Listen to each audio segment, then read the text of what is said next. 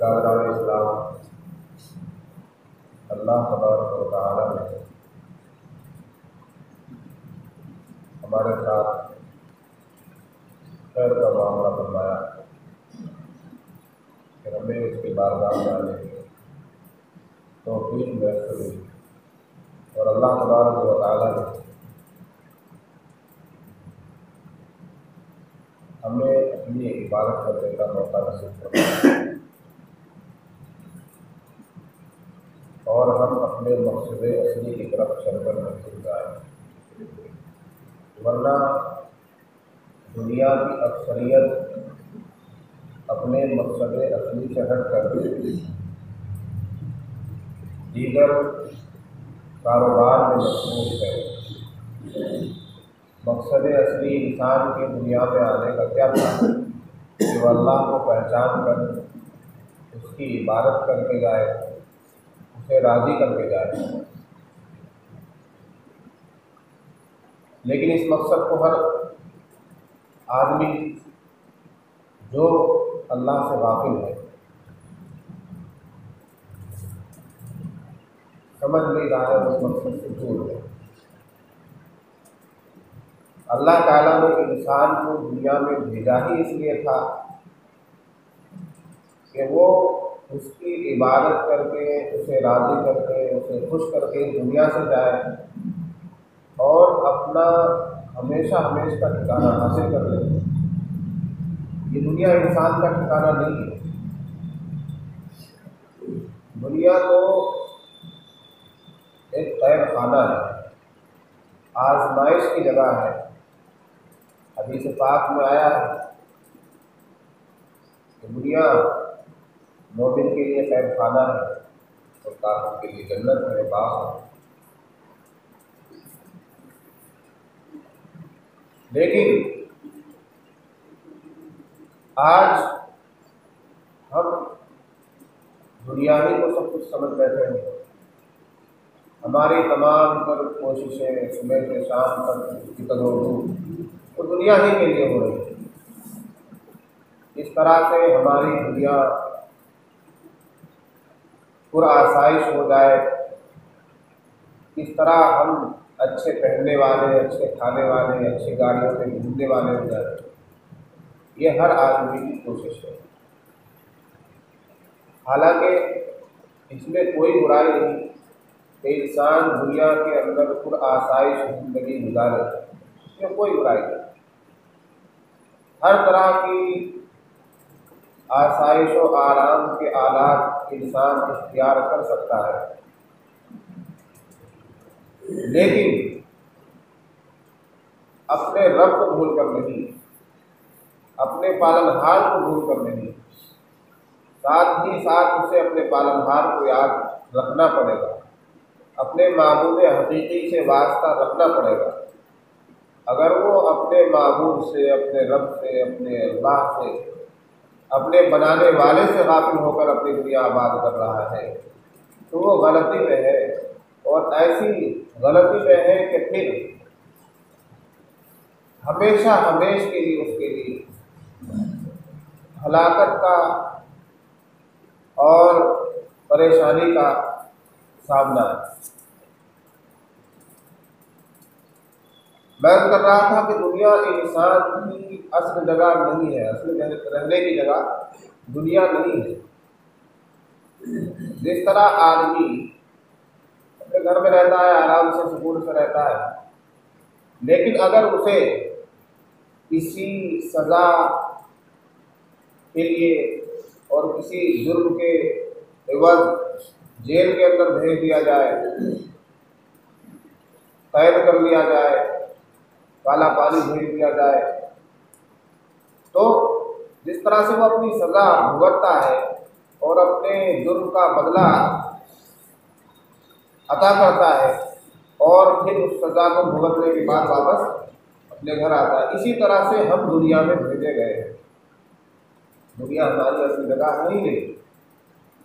اور امریکہ کے ایک بہت بڑے سائنٹسٹ نے یہ تحقیق کی ہے، حالانکہ وہ اللہ کو نہیں مانتا، اللہ اور شریعت سے اور قرآن سے اس کا کوئی واسطہ نہیں ہے، کوئی یقین نہیں ہے اللہ کا، لیکن اس کی تحقیق یہ ہے کہ جو انسان دنیا کے اندر آیا ہے، دنیا اس کا اپنا ٹھکانہ نہیں ہے، یہ انسان جو ہے کسی اور دنیا کی مخلوق ہے، یہ اس کی تحقیق ہے، اور اس نے دلائل سے شواہد سے یہ بات سمجھائی ہے اپنی کتاب کے اندر کہ کیوں انسان اس دنیا کا نہیں ہے۔ مطلب یہ عقلی دلائل ہے، اگر آدمی قرآن و حدیث کو سن کر اور رسول پاک صلی اللہ علیہ وسلم کے فرمودات سے بھی ہدایت حاصل نہ کرے اور اللہ کو نہ پہچانے تو اس کے لیے یہ عقلی دلائل ہے کہ اللہ تبارک و تعالیٰ نے دنیا ہمارے رہنے کی ہمیشہ کی جگہ نہیں بنائی ہے، دنیا سے ہمیں کچھ کرنا ہے، جانا ہے، اور ہم کسی ایک یا تو خدا کو بھگتنے کے لیے یا کسی امتحان کے لیے اس دنیا میں بھیجے گئے ہیں۔ کس چیز کی تیاری ہمیں کرنی ہے، کوئی مقصد ہمیں دیا گیا ہے، کوئی کام ہمیں سونپا گیا ہے، تو اس کی تحقیق یہ ہے کہ انسان اس لیے اس دنیا کا نہیں ہے کہ جب وہ پیدا ہوتا ہے تو اسے دنیا اپنے مزاج کے موافق نہیں ہوتی، اس لیے کہ دنیا کی جتنی چیزیں ہیں، دھوپ، ہوا، گرمی، سردی، یہ اس کے مزاج کو راس نہیں آتی۔ ایک آدمی دھوپ میں کھڑا نہیں رہ سکتا زیادہ دیر، اگر وہ اسی دنیا کا ہوتا دھوپ میں کھڑا رہ سکتا تھا، اس سے فرق نہیں پڑتا، لیکن ایک آدمی بہت دیر تک دھوپ میں کھڑا نہیں ہو سکتا، اسی طرح ہمیشہ وہ چھاؤں میں بھی نہیں رہ سکتا، اسے دنیا میں رہنے کے لیے گھر بنانے کی ضرورت نہیں ہوتی اگر یہی دنیا اس کی ہوتی، لیکن وہ اپنے آرام کے لیے طرح طرح کی مشقتیں اٹھاتا ہے، گھر بناتا ہے، تعمیرات کرتا ہے، پھر کھانے کی چیزیں لے لیجیے، جس طرح اور جانور ہیں انہیں کھانے کے لیے کوئی مشقت نہیں اٹھانی پڑتی، گھاس کھا لیتے ہیں، گھاس پھوس سے وہ اپنا پیٹ بھر لیتے ہیں، لیکن انسان کے مزاج کے موافق دنیا کی کوئی چیز، انسان کو کیا کرنا پڑتا ہے، پہلے بیج بونا پڑتا ہے، اگر فروٹس میں سے ہی لے لیجیے آپ پھل وغیرہ، تو بیج بونا پڑتا ہے، پانی دینا پڑتا ہے، تب جا کر پھل پیڑ میں آتا ہے اور اسے انسان کھاتا ہے۔ اور یہ جو کھانے کی چیزیں ہیں، کھانے پکانے کی، دو وقت کا کھانا، اس میں اناج اور چاول، اس کے لیے کتنی مشقتیں اٹھانی پڑتی ہیں، اسے پیسا جاتا ہے، اسے کوٹا جاتا ہے، اسے پکایا جاتا ہے، آگ کے اوپر رکھا جاتا ہے، تب جا کر وہ انسان کے کھانے کے لائق بنتی ہے۔ معلوم یہ ہوا کہ انسان کے مزاج کی موافق یہ دنیا ہے ہی نہیں، نہ وہ ہمیشہ سردی برداشت کر سکتا ہے، نہ وہ ہمیشہ گرمی برداشت کر سکتا ہے، اس لیے انسان تبدیلی چاہتا رہتا ہے اور ہر طرح سے اپنے لیے آسائش کے، آرام کے اور راحت کے راستے تلاش کرتا ہے، اس کے لیے مشقت اٹھاتا ہے۔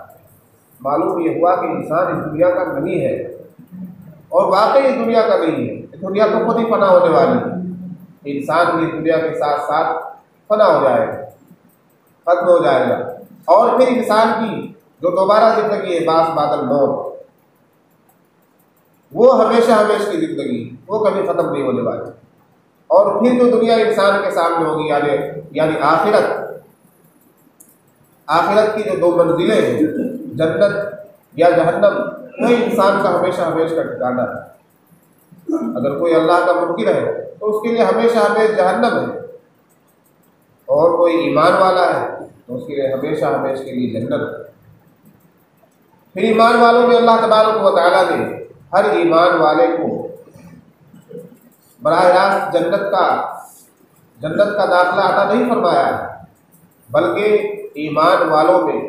جو نیک اعمال کرنے والے ہوں گے اور جو اللہ کی اطاعت کرنے والے ہوں گے، جو اللہ کے احکامات کو مکمل طریقے سے ادا کرنے والے ہوں گے، وہی ڈائریکٹ جنت میں جا سکتے ہیں۔ اور حساب کتاب تو ہر کسی کا ہونا ہے، تو حساب و کتاب کس کا ہوگا آسان طریقے سے؟ جو اللہ کی مان کر اللہ تبارک و تعالیٰ کے احکامات کو فالو کر کے اور ان احکامات پر عمل کر کے جائے گا۔ اس لیے ایک صرف کلمہ پڑھ لینے والا اور اللہ پر ایمان لانے والا اس غور میں اس گمان میں نہ رہے کہ ہاں جی ہم مرتے ہی جنت کا جو ہے سرٹیفکیٹ ہمیں مل جائے گا، ایسی بات نہیں ہے۔ اس کے لیے نیک اعمال ضروری ہے، اللہ کی عبادت ضروری ہے، اللہ تبارک و تعالیٰ نے جو فرائض ہمارے لیے رکھے ہیں ان فرائض کو ادا کرنا ضروری ہے۔ دوستو، ہمیں دنیا سے زیادہ آخرت کی طرف توجہ دینی چاہیے۔ میری گفتگو کا مقصد یہی ہے کہ دنیا سے زیادہ جس قدر ہم دنیا میں لگے ہوئے، کتنے لگے ہوئے ہیں، پورے طریقے سے 100% ہم دنیا ہی میں لگے ہوئے ہیں۔ میری اور آپ کی سبھی کی یہی بات۔ ابھی دیکھیں نماز کا وقت ہو رہا ہے، اب دنیا تلبی اتنی ہے ہمارے ذہن میں، یار نماز کا بھی وقت ہو گیا اور جو ہے باتوں میں لگے ہوئے ہیں۔ تو یہ دنیا طلبی تو ہے، 100% دنیا میں لگے ہوئے ہیں، 24 گھنٹے ہمارے دنیا میں لگ رہے ہیں، پھر بھی مسجد میں بیٹھنا دشوار ہو رہا ہے۔ تو یہ کیا ہے کہ دنیا ہمارے ذہن میں رچ بس گئی ہے۔ دوستو، دنیا سے زیادہ ہمیں آخرت کی طرف توجہ دینی چاہیے، کیونکہ دنیا مقصد ہے ہی نہیں، مقصد تو آخرت ہے۔ ہم نے اپنے مقصد کو تبدیل کر دیا، دنیا کو مقصد بنا لیا اور آخرت کو دوسرے پلے میں رکھ دیا کہ آخرت تو دیگر چیز ہے،